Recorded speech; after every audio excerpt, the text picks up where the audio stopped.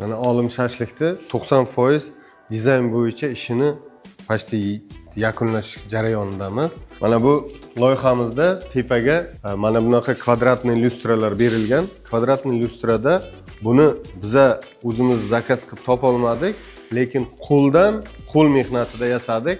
Har bittasiga sariq 3000 kalik lampochka qo'ydik. Hozirgi kunda sariq освещение trendga chiqyapti. Mana bu devorimizda o'rtada hali temirdan setkamiz bo'ladi.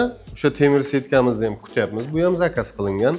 Hamma joyi qolgani bitta, kartinkalarni olib keldik, qo'ydik. Har bitta mana bu g'ishtlar, bambuk, rozetka, включательlar ham hammasi o'sha proyektda ko'rsatilgani bo'yicha tanlanib qo'yilyapti. Bu tomonda mana har bitta stolimizning ustiga o'ziga mana bunaqa tovoqchalik lyustrachalarni qo'yganmiz. Bular ham o'ziga yarasha vidini berib turibdi. Bu tarafda mana bu lyustrani ham biza bir hafta kutib zakaz qilib olib keldirdik. Lustra ham noodatiy italyanskiy lustra bo'ladi. Hozir mana bu joyda oynalik perilachilarimiz kelish kerak. Bu perilalarimiz kelsa, uni yana bitta alohida obzor qilamiz. Bu ham noodatiy tarzda qilinadigan perilamiz. Mana bu birinchi etajimizda.